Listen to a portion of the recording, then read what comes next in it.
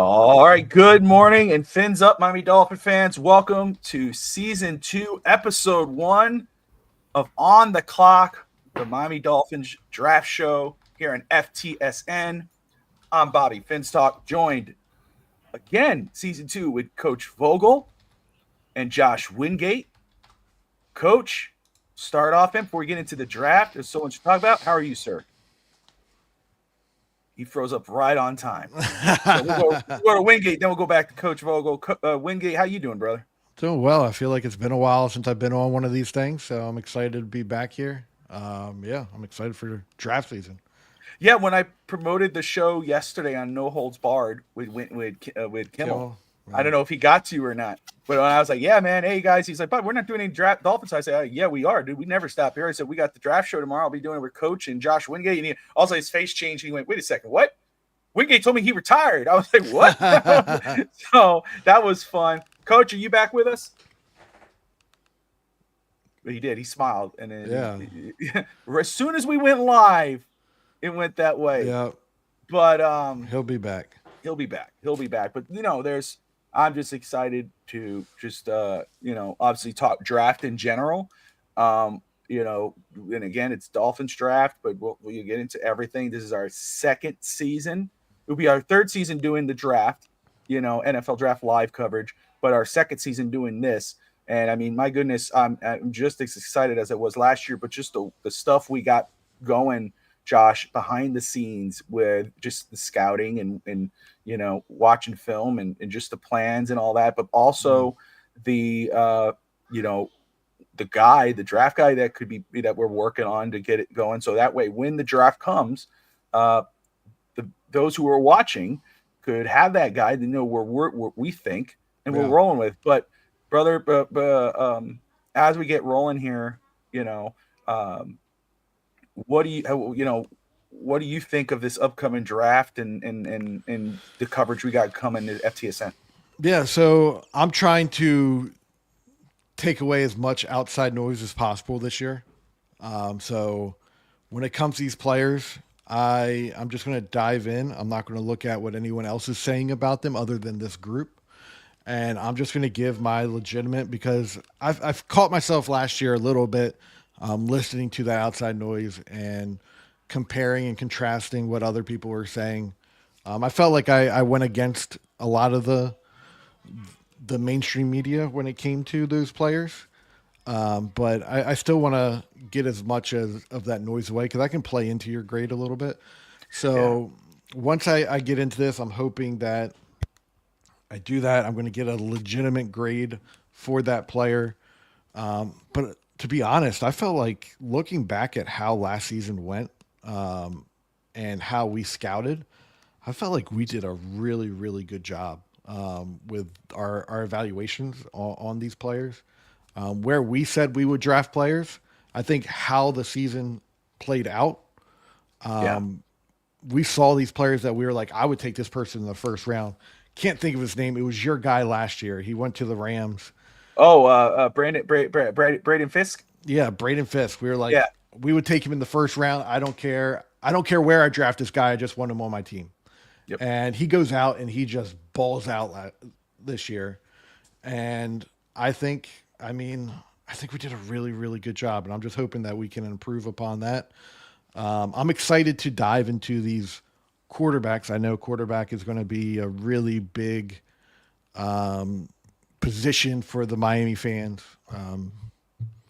We'll get into that, but I'm excited to see what these are because the talk is that they have some really top tier quarterbacks on the top end. From what I've seen, like I've looked at Shador Sanders. I haven't watched Cam Ward yet, which is probably the consensus number one quarterback right now. Wasn't a big fan of what I saw early on of Shador. I think this is going to be a lackluster quarterback class. So I'm excited to actually get in there and see what it actually looks like. See if there's anyone late in this draft. But it's going to be fun. No, 100%. We'll see if Coach is at least an audio version of it. Let's see. I think he is. His internet is jacked today. Let's see. Coach, are you there? I can hear you guys. I don't know what's going on with my internet. Oh, dude, it's cool. We get it, man. It's episode 1, dude. You haven't been on in a while, so we get it. Uh, Um, I will say though, as just the coach, and if we go audio with just coach, if we have to just go audio with it, it's fine. We'll roll with it. But I will That's just fine. say, in regards of quarterback, like if I agree with you, man. A lot of the guys that first off, shout out to you with Bo Nix. You were hyping up Bo Nix last year, talking about what uh, you thought about, and I mean, he was right there. First off, Jaden Daniels, awesome. You know what they did yesterday. They're in the no NFC Fogel Championship. QB1. That's right. Coach Vogel's Yeah. QB1 was Jaden Daniels. I mean, and look what he did, and Bo Nix, and look what he's done. We're not. I don't want to. I'm not saying pat us on the back, but it's crazy how a lot of the guys that we were smack banging the table for did very well last year. And I love the idea and what you were saying too about canceling out the outside noise in regards of obviously these guys do the work and shout out to them or whatever, but you could screw up your thought process of it on a player if you're reading what they're saying. And there's a lot of these outside and these media guys that are going to push up these players because they got their agents and everything else. And this guy should be first round. This guy should be the pick. And then you're reading into it and oh yeah, that guy should be the pick. No, watch him. You've watched football your whole life. Yep. You don't, do the work, and you get better as you go. But football enough to when you watch a player, you go, Doesn't look right. That does not look good. Yeah, I think there Go ahead, were Coach. guys that each of us were very high on that went in the first round, and the national media or whatever, so they're not a top 3, top 4 or round, player. So I agree with Josh, man. I think we just continue blocking out the noise and go with what we feel. Dude, we did a great job last year. I was impressed with how high we had guys rated and kind of where guys fell. I think we were pretty on top of all of it. Well, and it's true. I mean, not even in the first round, but guys who were drafted later that ended up doing really well that we said, hey, man, this guy is higher than what he should be because these media guys want to push these guys up. And that's why you have these arguments with people when you talk about a certain player, like, no, that guy's garbage, man. We can't draft that guy in the first. Or you get guys that they say, hey, draft this guy with the 13th pick. You just brought up the quarterback class. First off, I'm watching the QB class. Obviously, we're for Miami Dolphins. It's important to watch it, especially with QB2 and the injury concern of Tua. There's a lot of fans out there that obviously that the against Tua that we need to or just done with Tua, which I get it with the injuries. They're like, dude, we need to draft a quarterback at 13. Here's the thing. Yes, if there was a quarterback worth the 13th pick at 13 that we think's going to be there, sure, you should consider it. But guess what? There is no one. There's only one quarterback with a first round grade right now for me, and that's Cam Ward. And it's not like a top 5 pick. He'll go top 5, probably go number 1 to Tennessee, maybe. But there is no QB worth the 13th overall pick in this draft. Now, round 2, round 3, maybe, absolutely. Not 13. This class reminds me, Coach, and Wingate of the one where Malik Willis came out. They were talking about all these guys being first round picks, and they end up going to second, third, fourth, fifth, really the third round. That's what this QB class feels like, Coach. There's going to be quarterbacks reached on that that aren't going to hit. I mean, that's just the nature of the beast. Absolutely. There's better players available than those quarterbacks. But I mean, teams are always going to reach on quarterbacks hoping they hit. No, absolutely. And again, it's just, it's a need. It's crazy to say. I mean, because there are some people like, oh, we need a QB1. Really, this is a draft where you get your QB2, you develop, you let them compete. And at least that's how I feel. I mean, everybody, I'm always open to other people's opinions and respect it. First off, shout out to Scotty and Damien and those who are ever watching, wherever you're watching, but those who are in the comments, appreciate you. Scotty says, Sunday morning VIP panel. Yes, good morning, Scotty. Damien, I want Malachi Starks, JT, that's the defensive tackle, Turner, Williams, Cornelius, Truss, Ransom. Wow, I can't pronounce that other name. Damian Martinez and Hassanian. Fabculanin. I can't do it. Eddie H tuning in. Appreciate you. He says Jackson Dart, if he's there in the second round, may not be there by the third. If not, look at Kyle McCord out of Syracuse. And we'll talk about Lucas, I think the defensive back who just left for Miami. leaving Wisconsin, asking our ideas, our thoughts on that. All I'll say about that is that's the issue with I love it. I'm a Hurricanes fan, but that's the issue with the transfer portal situation, the NIL. It's ugly, and that's where the NCAA needs to figure that out. But so very quick, we'll start with Coach if you're still with us, just man, because we have not talked. Your thoughts on the Miami Dolphins? Obviously, there was a lot of hype going into this season. We know the star power that we had coming in. We all had high expectations for this football team, other than through the back end, the depth issues, which we all talked about before the season. It came and bit us in the ass with QB2, but a lot of high expectations. Miami obviously failed in that sense. They went 8-9. They missed the playoffs. It's just drama off the field issues, all this, whatever. What were your thoughts on the Miami Dolphins season? Highly disappointing. Yeah, I don't think that they ever had a good plan for a backup two. I think at this point in the game, if you just paid Tua all that money, you've got to find somebody that's going to be a solid quarterback that can come in and win games. And Skylar Thompson just wasn't it for us. I mean, he may end up being for whoever just picked him up, but it was disappointing. I was encouraged by the late season run on wins that we had. It just felt like, things just kind of deflated the last two games when he got hurt again. Snoop did what he could do to get us there, but then, I'm done with Tyreek. You quitting on your team in the middle of the last game. That's another game that you should have won. I mean, we don't typically lose to the Jets, but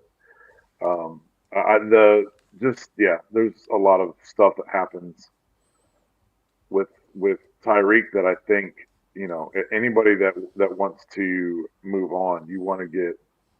It's kind of the same deal with like Pickens in Pittsburgh.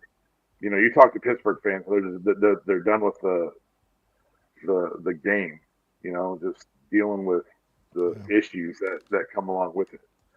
I thought the defense was promising under the first year coordinator. There's definitely things to grow on, but I still like McDaniel, which is, I know, kind of in the minority right now, but if I were the GM for a day, I would definitely build a Raven-esque roster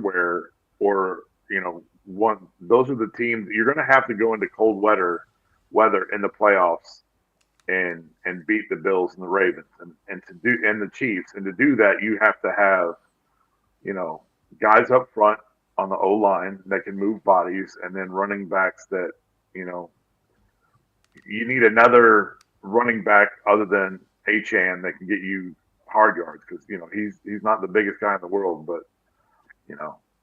having a bigger, thicker back that can take over some of those carries late in the fourth quarter to move the ball and shut down the game, I think are big things. Josh, man, just following up with that, what are your thoughts on this? Yeah, so I mean, as we've talked before, Cowboys fan, but my wife is also a Dolphins fan, so I've watched many of the games. I don't know. I again gonna say what Vogel said. It was a letdown. But I think we saw what has been talked about on this network for quite some time, is the depth of this team didn't allow for this team to continue when these key players went down. This is why this show is going to be so important. Is the team needs to start going and looking at building through the draft, not getting these high-end players and then not worrying about the depth of this team, because that is a key piece to just playing in the NFL. You need the next man up mentality. You need to have all of that, and I felt like that was an issue. We talked about Skylar Thompson. Luckily, Tyler Huntley came in, and he played well. But just trying to find these pieces that are going to help either push this team, these starters on this team, to elevate or something, because this was just a complete letdown of a season. There's good players on this roster. There's pass rush should have been out of its mind. Yeah, injuries got it in the way, but this pass rush on this team, it was good, but it needs to improve. Offensive line was just interiorly, other than Brewer, was a complete letdown. Guards are probably one of the biggest needs on this team at the moment.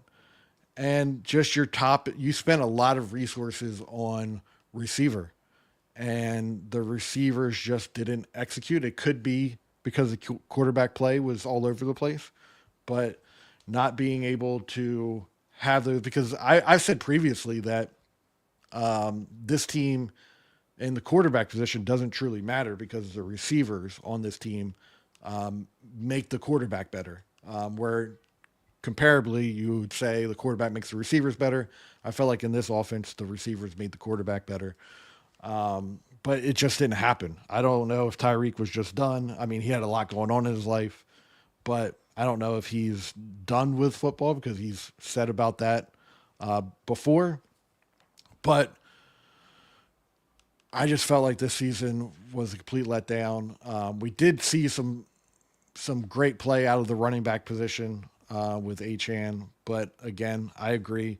We need to, while this offense and this scheme on the offensive side of the ball is more Hollywood esque, I always feel like with that zone read style, or I guess it's an outside zone read style, where you have these smaller players that are a little bit faster on the offensive line.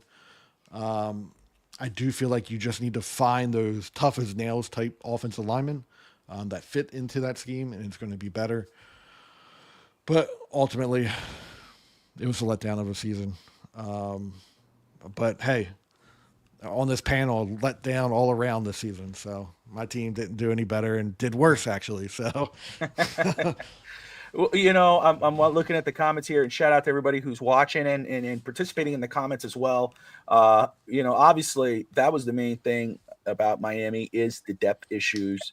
I mean, it reared its ugly head, whether it became to the offensive line, especially at the quarterback position. I know a lot of people, Eddie's talking about Jackson Dart in the second, Kyle McCord.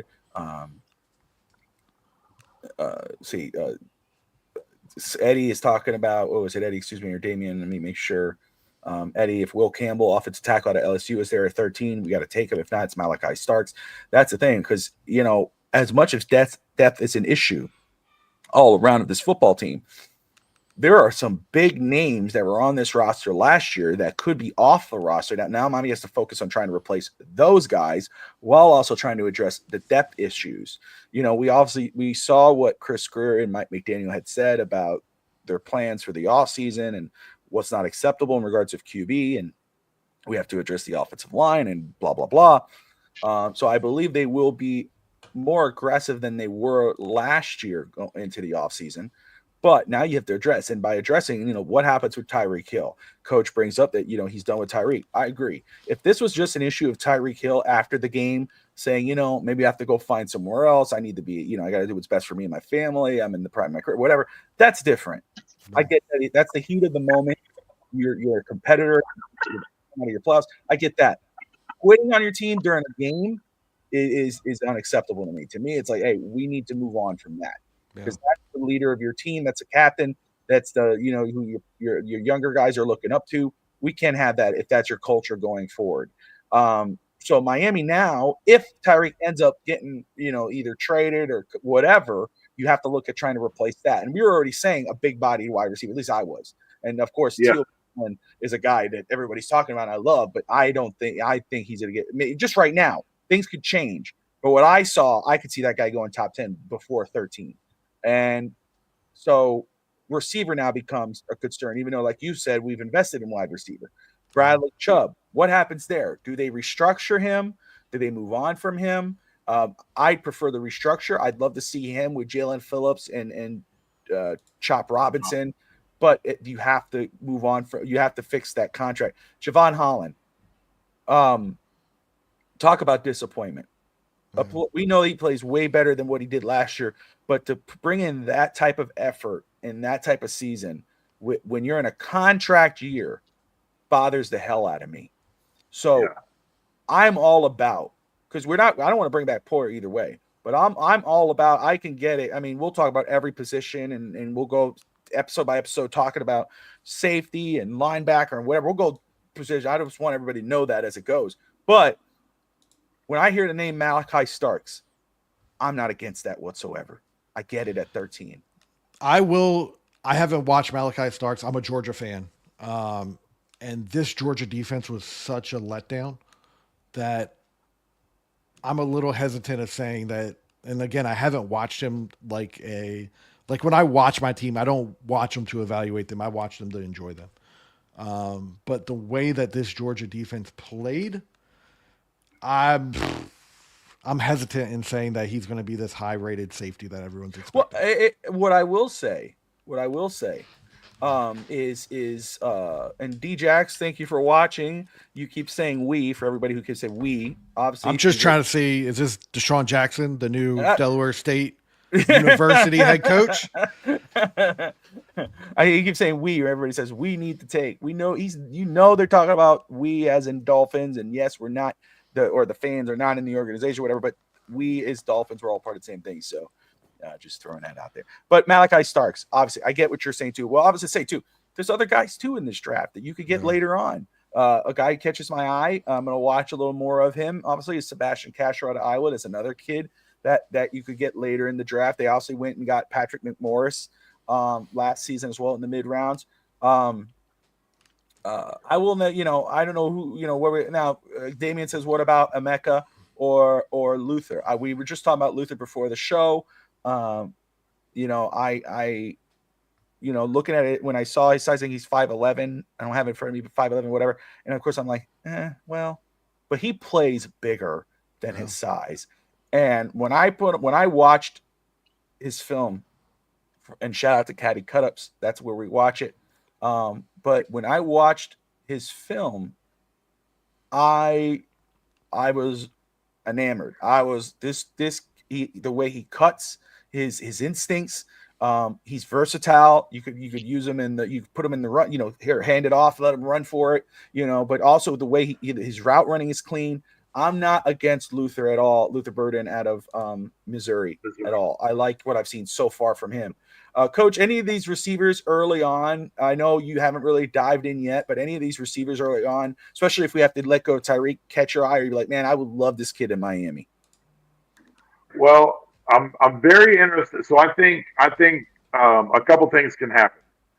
I think there's several players that play tomorrow night in the national championship game that could improve their stock. If Emeka Egbuka runs crazy over Notre Dame and that defense, I think he could very well improve his draft stock.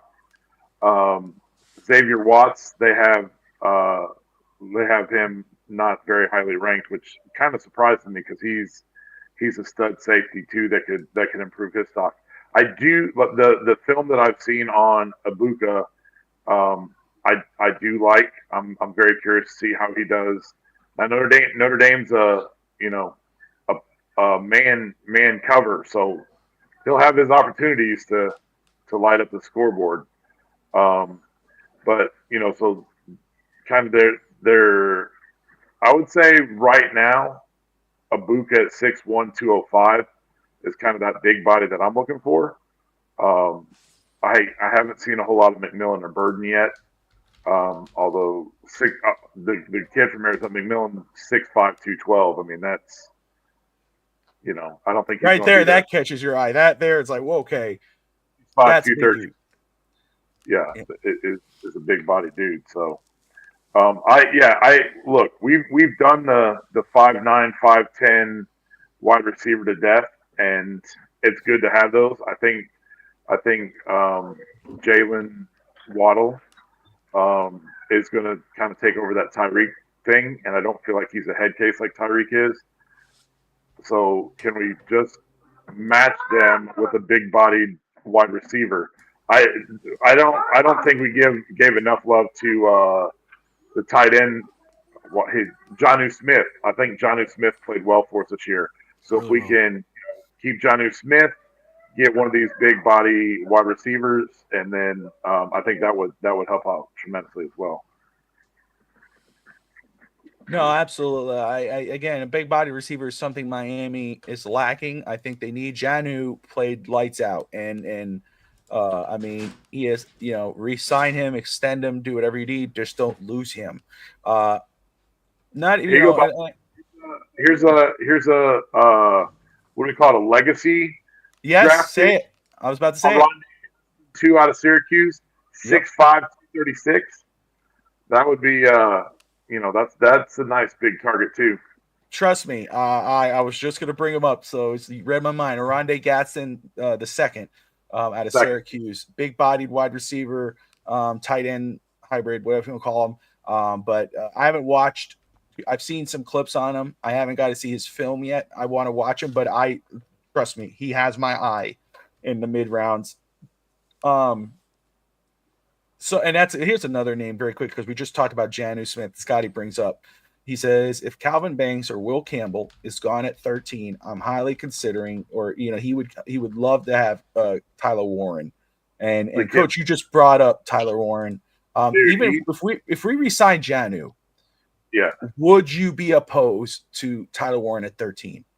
Not at all, dude. Because I think honestly, if we could run more 2 tight end sets, and I think Warren would be a perfect fit in that offense too.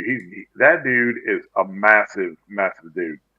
And then like in the semi championship game, gets knocked out on the sideline, and I'm like, oh god, he's concussion protocol. He's done. He didn't miss a play.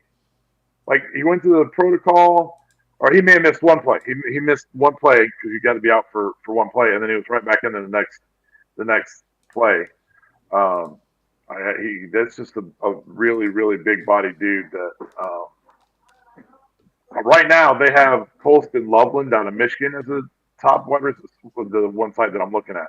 I think Tyler Warren for me is, from the film that I've seen and the games that I've watched him play, 6'6", 261. He's probably going to be my tight end one. Yeah, and just full disclosure for those, first off, everyone who's tuning in, appreciate y'all watching. You're watching episode 1 of season 2 of the FTSN's On the Clock, Miami Dolphins Draft Show. Will be live Sundays at 11 a.m. Eastern each week, so join us and talk draft with us. As we go on episode by episode, we'll get a little more in depth. We'll go position by position. We'll talk about our top 5 QBs, running backs, receivers, tight ends, etc. We'll go through the defense. And then, of course, we'll do our war room draft segments, and that's fun. That's not like, oh, each of us we will do the draft and we'll discuss, hey, man, let's go this way, let's go that way.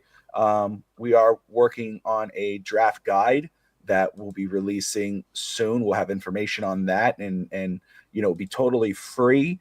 It will be for you guys. What's great about having it, or for us, first off, just doing it is a lot of fun. But what's great about having it is that you guys will know where we're thinking, where we see guys located, and when we're doing the draft coverage, you guys are joining with us and using that guide, and so that way you guys know where we're at and what best players available, at least in our eyes. We're very excited about doing that, and we're working on that. So there's going to be some stuff coming in and out of here, and so right now. I'm into receivers right now. I've gone through QBs, I've gone through running backs, I'm at receivers, I'll go through tight end. So the guys are just getting into it. We'll have, as we go on, we'll go position by position. And again, we're just excited about doing this. I'm excited about these guys back for season 2 and the work they've put in, the work they're putting in right now. I'm not against another tight end at all, especially high end, because we don't know how long we have Janu, but also you want that 2 tight end set. So Tyler Warren at 13, don't sleep on. Again, I'm not saying anybody for anybody right now until we get through the draft, but obviously I have my favorites in because it's early on, but we want to have our own opinions of them as we go. Bradley Chubb, very quick. We'll start off with Josh and then Coach, you follow up and we'll get in Javon. But Bradley Chubb, would you restructure him or move on from him, Josh? I said this last year. The reason you drafted Chop Robinson was because that gave you the opportunity to move on from a Bradley Chubb. I think he just costs too much money for. Bradley Chubb is the Tua Tagovailoa of the defense. He can't stay healthy. He plays well when he's in, but availability is the greatest ability. And Sure. it's been through his entire career. He cannot stay healthy. And honestly, through the entire Miami Dolphins roster, that is an issue. If you're going to improve this team, you're going to have to get the players that can stay healthy and get rid of the players that can't. I think for the value that he is, you just move on from him. And the team needs to open up cap space. You don't have the cap space. There's some quality free agents that you have on this team that you need to bring back. I feel like Kendall Fuller needs to come back. He might not be the best cornerback, but he's a valuable cornerback. And he's a good nickel cornerback if you want him to play there. And I'm trying to pull up my list of all your free agents. If Calais Campbell wants to come back, you need to be able to pay him. Who else is a free agent on here? I'm not seeing any. I don't think he's going to cost a lot, but Dwayne Eskridge, the way he showed up at the end of the season, that last game, he might not cost a lot of money, but you need to bring him back because there's an opportunity there that he could be the number 3 receiver for you. Because that was a position that was just didn't get filled through Malik Washington. I feel like he didn't play the way that he should have played at that 3, at that third corner or receiver. So there's quality players you need to bring back, and I think he's taking up way too much of your cap space, and you need to move through. Coach? I thought Kendall Fuller. Bobby, I have a question for you. Yeah. Tyrell Dodson, didn't he come on big in the last couple games? Yes, linebacker. Yeah, man. He would be one that I would consider. I'd not consider. Like I thought he played. I thought he played well the last couple games. Like I felt like he was all over the place. Yeah. The only way. Who are we? I'm sorry. We're talking about Bradley Chubb. Yeah. Do you want to bring him back? Only way I could bring him back is if you could be like, dude, you're not going to be a starter. You're a depth piece. We want you here, but I don't know how much money he commands, but I don't know that you're going to be able to do that because he still feels like, he's got value. But he would be a great depth piece if he'd be willing to, go that route, but he's not going to. So I think at that point you gotta do what you got to do with him. What about Ogba? Did we see enough out of him? He is a free agent, isn't he? Yeah, he is. And I think he'll explore the market. But if you could get him back on a cheap contract, I would absolutely bring him back. I would absolutely. Yeah. And my thoughts on Bradley Chubb, again, you're better with him than without him. I would definitely, though, explore. I know Scotty said a pay cut, but I would absolutely explore a restructured contract to try to free up some cap space, especially when you need to bring other guys back. I will say, again, Javon Holland, we talked about him. I'm absolutely okay. Again, if you bring him at a fair number, I would not give him any kind of monster deal. He doesn't deserve it. He did not show it this year. If you did not perform, usually players overperform on contract years. He didn't even do that. So that really bothers me. So safety obviously becomes a need. Again, if you bring him back, great. He's young enough. I think maybe he can get better or whatever. Or he could, kind of show some flashes again. But I'm okay with moving on from him. Calais Campbell, if you can bring him back, you bring him back. If you don't, and if you do bring him back, you still explore veteran backup there in those roles. Do they bring back Benito Jones and whatever? But if you don't, then at 13 with defensive linemen, Mason Graham comes in the conversation, Kenneth Grant later on in round 2, maybe. And then of course, Armstead. I see a lot of comments, and I've heard a lot of people who talk about offensive line. Doll of Doll's Diaries says, it's offensive line or bust for her at 13. Offensive tackle, offensive guard is going to be a little early for 13 at 13. That could change depending on what the scouting combine. I don't agree with that. Go ahead, tell me why. I think if last year, if Barton were there at 13, I would have jumped all over that. Go ahead, But Tom. is there a Barton in this draft? I I don't think know there's yet. some really good offensive tackles. I need to obviously watch him a little bit more, but I think there's really good offensive tackles. How would you feel about Kendall Lamb moving inside if he's on this team next year? If he's I, willing to do, I think he looks a lot better at left tackle than any other position because he looked Uh, bad at right tackle. I don't know if I trust him. He's too. I think you like Robert Jones, free agent, Liam Eichenberg, free agent. Are you Yeah. bringing them back? my God, please no. So that's I'm a no. your starting interior other than Brewer. No, That's your start. You need the help. So I think anything that you can get in this draft to help that. Your worst position last year in the starters, and I was telling you before we went live, I went through PFF and I took all the grades. I got an average from the entire position. I got the average from all the starters. Your starters' grades on average was 54.6. That's borderline just a red in general for PFF. that's an F. That's an F grade. Yeah. And your offensive guard group average was 52.73. So it's just bad altogether. While your tackle was probably your second best position in the starter, I just think you bring something in and I don't care where it is, because if you do lose Armstead, that drops the value of what your starters were, because obviously Armstead was one of the best tackles. I think he was the third best tackle, PFF grade in the league. You lose him. So you have basically Brewer on your offensive line that you're confident in. Yeah. If you do not get a top tier player and then shuffle to get to where the best starting five are, I don't think it matters if you get a new quarterback. I don't think it matters, because I think we all will agree it all starts in the trenches. Your defensive line, sans maybe Benito Jones, is one of the best it's your best group of players. And I think maybe some depth might be needed there, but I'm going offensive line because you just need bodies there at some point. And if I'm putting bodies there, I'm trying to get the best player available. Obviously, if someone fell to you, what do you have, 13th pick? Yeah. Yeah. So right now, the highest rated offensive lineman is, and this is according to CBS Sports, Kelvin Banks Jr. from Texas, the offensive tackle, is the highest. Calvin Banks too. He is a player where you could move around. Like, okay, so, and this was what I was going to say about the left tackle position or tackle, because a lot of people talk about tackle, and I'm not against it. Or guard, I get it. Now, there's a player, I'm just saying right now, looking at it, I get it though. Right now 13 is high for a guard. I mean, Donovan Jackson, does he move up? There's other guys in there, but Calvin Banks for sure. That's a guy where he's projected as a tackle, but you could possibly move him to guard early on, especially. Now, here's the thing.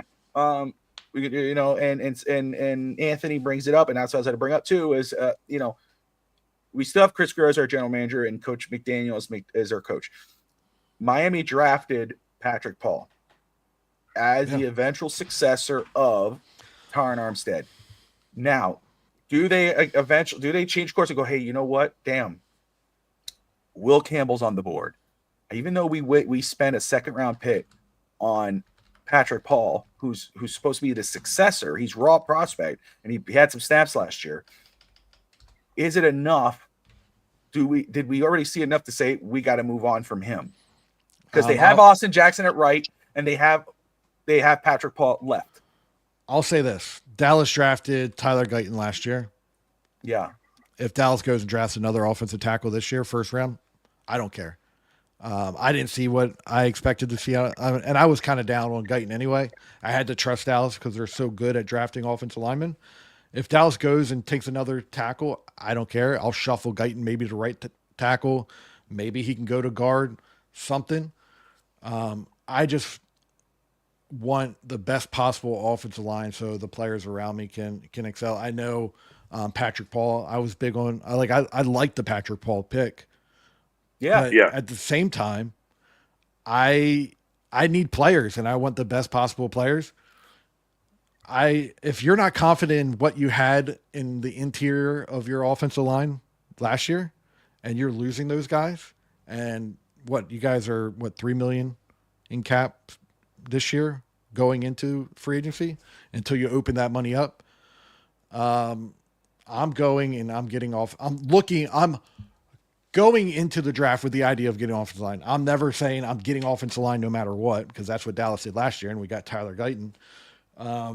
But I'm high on that opportunity of getting an offensive lineman. I don't care where it is. I would have drafted Zach Martin 13th overall. He's a guard. Well, yeah. I mean, I get that. I mean, and again, Calvin Banks, Will Campbell, and this is early on. We'll watch and everything else. I get, everyone's, definitely get that guy. This guy's going top 10. Again, quarterbacks, we know Cam Ward and Shadir Sanders more than likely are going to go in the top 10 just because, it's what it is. That's going to push some guys down. Miami's in a prime spot. 13th is a very good pick to have because you're not going to, again, it's, of course you could screw this up. Any team would, but there are going to be some very good players at 13. I mean, a lot of options come into play. And, we're going to fan out all those options, whether it's tackle or whatever, wide receiver, whatever. Or in a situation where a guy's falling and the team goes, hey, damn, we'll give you a couple of these picks and you move down and you still get some. Because, again, depth is an issue with this team. This is not a one position. It's like, a lot of people say, we need to get Cube. We need a quarterback. You could go ahead and draft the quarterback. You'll get Cam Ward or Shadir Sanders, whomever.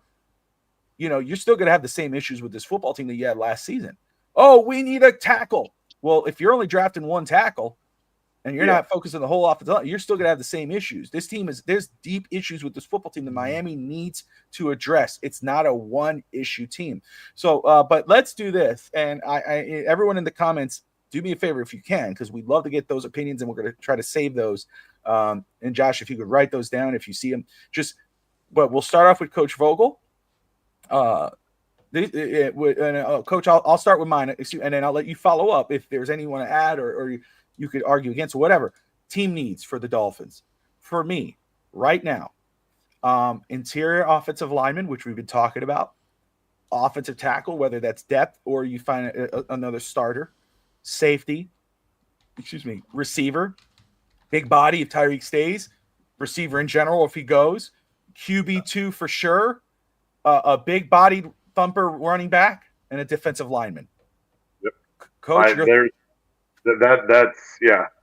And I think first and foremost interior offensive lineman, but the list that you came up with, you were just checking all the boxes in my head. Okay. Right. And so kind of like we were talking, I think we talked about last year, for teams that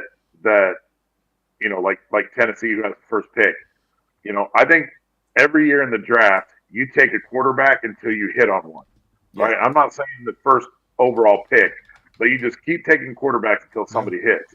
So it's the same thing, kind of the way I feel about it, and the way that Miami has completely ignored over that in the first round, I think we either need to go interior offensive line or more depth on defense, defensive line. So just kind of a spitball question. Let's say Will Campbell right now is the 12th rated player. So Will Campbell falls to 13, or Abdul Carter, the edge from Penn State, falls to 13. Would you take either one of those two? What was the second player? I'm sorry. Abdul Carter, the edge player. He played. Yeah. He was a one-armed bandit against Notre Dame. He had one, dude, and he was wrecking shop. I know people. I have a feeling. First off, I'm seeing linebacker in there, middle linebacker, off-ball linebacker, hard-hitting safety. Appreciate everyone who's putting their comments in there. Scotty has a list there. Perfect. First off, again, Will Campbell, offensive tackle. It's an offensive line. I'm not against. I know. I'm just throwing these scenarios out there in regards of, hey, this is Chris Greer. They took Patrick Paul. Again, I'll have to look more into guards, but I feel comfortable at guard at 13. But Will Campbell, offensive lineman, I'm never against. However, Abdul Carter, the edge rusher out of Penn State, beast. Pair him with Chop Robinson. Woohoo! Especially with the injury concerns of Jalen Phillips. I mean, we're talking, and I love that guy, man. He's a great person off the field, great player on the field.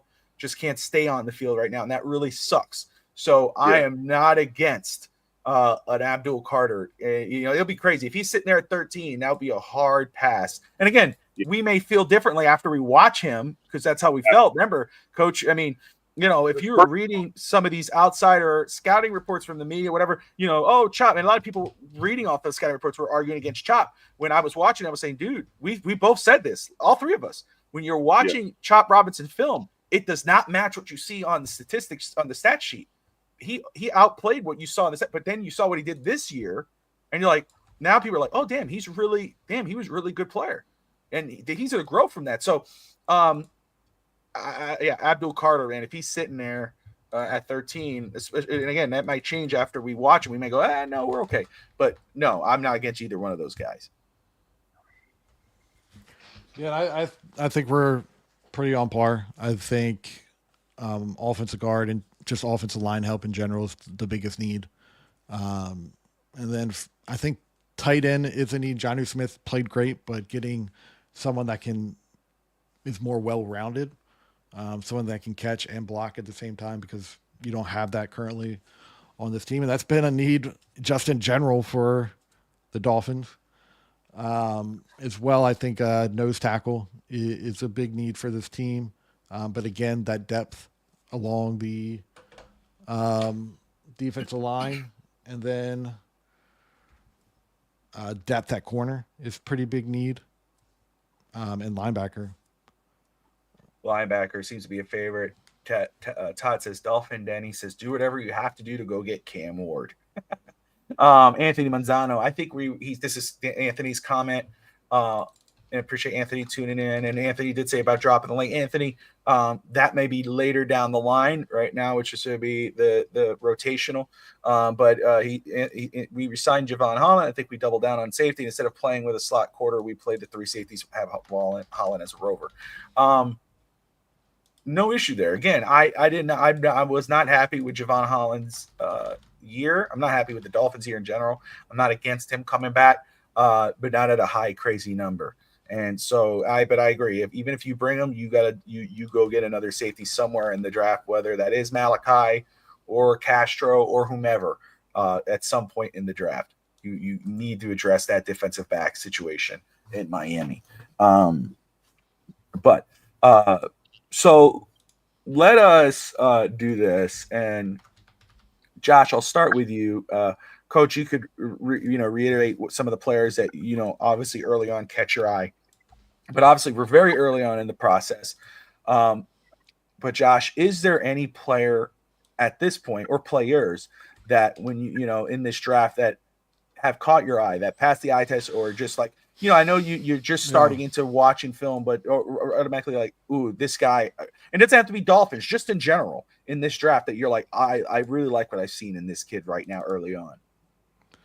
I mean, I haven't watched too much, but I mean, obviously, players I'm interested in going into is I really want to watch Ashton Gentry because obviously it's Ashton Gentry. Yes. I also, who is the Michigan? Is it Michigan or Ohio State running back? I remember watching him last year. Ohio State, quick, Judkins, I forget. or Chip Henderson. Yeah. I'm excited about watching him. They actually have Judkins the higher of the two. Really, I watched Henderson last year because he was possibly coming out, and I liked what I saw. And then when he pulled back, also Rutledge, Georgia fan. Yeah. I'm excited to see what he is because he was a leader on our offensive line. I love what I saw out of him as far as like on the field, not necessarily play wise, but just who he was, the accountability he took when he made mistakes. I just love that from him.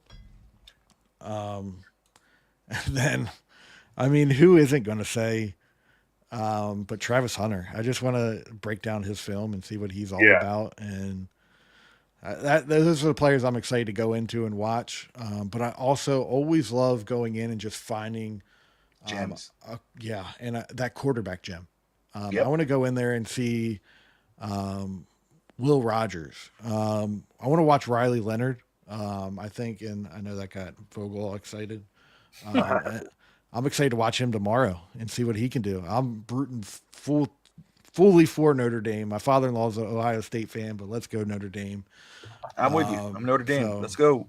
I'm excited to see that and just seeing like Will Howard. Like it's going to be fun watching Riley Leonard, Will Howard tomorrow, seeing what they do because these games make players. Like watching these players, it's going to be fun. So I'm excited just to get in general and see what they're all about. Coach? Yeah. So speaking of tomorrow's game, I definitely want to. I'm definitely interested in Judkins and Henderson, the running backs from Ohio State. The kid I'm kind of high on right now is the Singleton kid out of Penn State. I think he scored 3 touchdowns against Notre Dame. So My brother was huge on him, but I watched him. But I think he's going back to Penn State. I saw that he's committed to going back. He? Yeah, Good. And the other one that got a lot of love at the beginning of the playoffs was Scatabo, Cam Scatabo from Arizona State.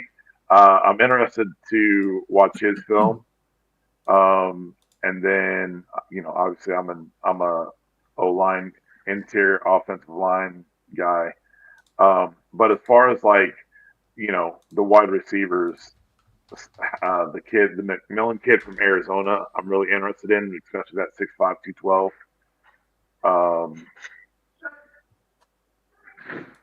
I was trying to see if there's any other wide receivers that have that big body frame. That he seems to be the one that kind of stands out right now.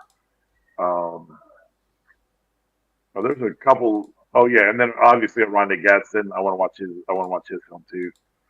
So yeah, and then the defensive ends or the rush ends is kind of where I'm looking to. And then safeties. There's some good safeties playing tomorrow night that I'm interested in. So. No, absolutely. No, safety is very important. I did. So the guys know. I mean, I started early. It was probably a couple weeks before the season ended when I knew the season was going to be over. I was like so excited just to get to start looking at the draft. I'm through some of the quarterbacks, the running backs again. But I'll just say some of the guys that stood out for me. Talking about quarterbacks, obviously, Jalen Milroe out of Alabama. He surprised me watching him, seeing some of the stuff. I like his abilities. I think his high upside. I like what I saw to him. He surprised me, caught my eye. The Ohio State running backs I did get to see early on or get to watch them. I actually have. I didn't really. I'll watch more as we go on. Obviously, I didn't feel too good, or nothing really sold me on Henderson. I have a 3rd round grade on him. I mean, I felt comfortable with him. But one who really caught my eye that I was a little surprised with, that I was like, dude, I like him. He's like all around as a weapon receiver, but also he's a big bodied running back. And I mean, is Ollie Gordon out of Oklahoma State. I like what I saw at Ollie Gordon. He had a lot of love. I remember in the draft process last year, everybody's like, "Oh, Ollie Gordon," and then you didn't hear much about him this year. That shocked me. Well, again, when I started watching him, dude, it jumped at me. I was like, I like what I see from him. Yeah. And again, this is early on. I watch. I have 3 pillars. I have the pre-draft, before the season ends, or postseason, and then I have close to the pre-draft, and I try to watch the same players over to have that final grade. But Ollie Gordon really jumped out to me, man. I mean, obviously Ashton Genty, he's 1st round. He is as advertised. I mean, he's electric. He's everything you want. I'm not saying Ollie's the number 1 back, but I'm just saying guy who caught my eye out of the running backs now is Ollie. McMillan, as advertised. Loved everything about him. He plays his size. He is his size. He got that speed. He has that long speed. Love what I saw from. But Luther Borden, we were talking about, he's 5'10", whatever, but he doesn't play 5'10". I liked he plays bigger than that. And again, he's so versatile. He when I saw him, when I was watching him, he screams Mike McDaniel. That's what I'm going to say. I mean, you see what Mike McDaniel does with all his guys. That guy screams Mike McDaniel, and I don't want that. I know that might be a negative for some people. To me, you know what he kind of reminds me of as a player is Anquan Bolden. The way he reminded me a little bit of Anquan Bolden. That wouldn't be. And the other guy, and again, I'm still going through him, but of course, I just brought him up a few times. I just saw his name pop up. Mason Graham. Liked what I saw from him. There are some things that I would let me see, make sure I have him here. I watched his Texas game. It was the other game. I don't have it here, but his motor, power, skill, upside makes him a first rounder.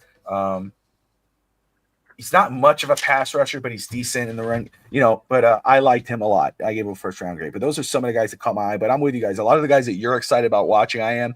But again, like Josh said too, and I know this is the same for Coach, those gems, man, when you go back there and you're like, and you're watching and this guy, you're like, okay, this is just going to be, let's rinse and repeat. Let's get this guy out of the way. And then you watch him and go, holy crap. Why is no one talking about this guy? And he wasn't one of those guys. He was going to go in the second, third round, whatever. But the guy that I really liked, I was like, we need to get him at Miami's pick, was that Braden Fisk. I remember went right in my head as soon as you said that. The guy no one was talking about him. Yeah, dude. That was last year's draft when I was like, I'm just going to watch him. I hate FSU with a passion as a fan, but I was like, okay, let me watch Braden. I fell in love with that guy. I was banging it. I was like, dude, Braden Fisk is everything. And this dude is it. And let me tell you, nothing's better. Josh had Bo Nix. Nothing's better when you're watching your guy, like a guy that you banged the table for, like this kid. Oh, yeah. And then you're looking and you're like, I was on this guy. I was like, that is the coolest feeling. Braden was awesome. That's what I love when you find those guys. And I cannot wait to do that. I cannot wait to find a guy that's not top 10, that's not advertised, that no one in the comments is talking about because they're all focused on all the media guys. And then that one guy, then you go, this is the guy. This is the guy should be looking. You know who I was high on tight end wise a couple years back was Isaiah Likely out of Coastal Carolina. He was my number one quarterback or tight end. Sorry. Yeah, I was really high on him. You and so watch him, and he ran away from cornerbacks. He ran away from everyone on the field. Oh, he was so good, dude. It's just exciting, and I cannot wait to get into this. I'm looking forward to later today. I'm going to sit back down, keep going through wide receivers, and then get to tight ends. And next week we'll be back here at 11 a.m. Eastern time. We'll spotlight some players. We'll talk about some players. First off, shout out to everyone who's watching right now. Wherever you're watching from, we have over 85 people tuning in right now in the morning here on Sunday before the playoffs, divisional round. And hey, the Commanders are in the NFC Championship. The Lions were upset. They were bounced out. Of course, Jared Goff injured. But shout out to the Commanders. I mean, that's the thing. You look at the Houston Texans. You saw what happened yesterday. But still, a draft, a good, great, whatever draft, a smart draft can change your football team's trajectory right away. The Commanders had listened to our podcast when we were talking about quarterbacks. You had Jaden. You said Jaden was the number one guy.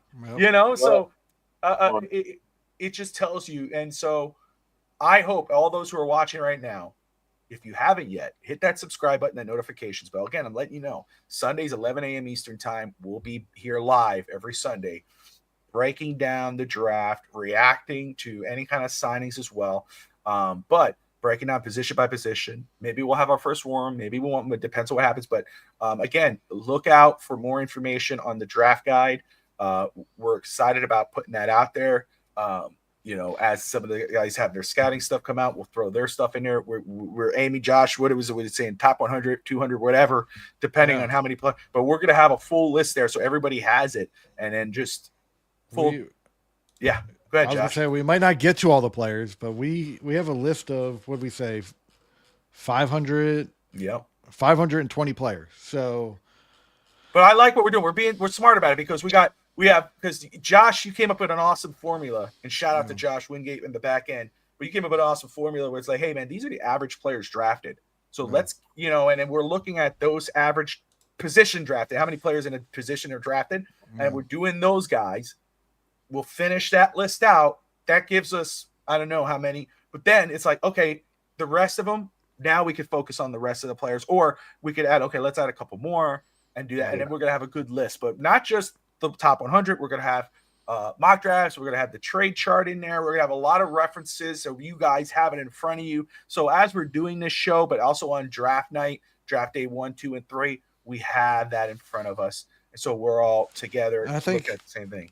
If people start tuning in and they're in here, like, and they want to throw some information at us that we can throw in the draft guide, let's go. Shout out. Yeah. For Yeah, sure. like, For sure. But excuse me, Coach, as we wrap up episode 1 of season 2 for the NFL for On the Clock, Miami Dolphins Draft Show, man. Any final thoughts before we wrap this up? I do think when we talk about QB2 for the Dolphins, I would really like to go a dual threat. I don't necessarily want to have, a non-mobile quarterback getting taken out every. I think we saw some things out of the backup the last couple games, but a younger version. So there's that's why I'm interested in some of those more dual threat quarterbacks that are in the draft this year that I think might be able to, might be a good chance to take somebody young with a good quarterback coach like McDaniel to mentor and kind of bring some packages on. So something else to consider though is if they're not mobile, someone that's just really good, well aware inside the pocket, they have good pocket movement. yes, exactly. Because that could be more dangerous than anything. You look at Tom Brady in the pocket; he was unreal.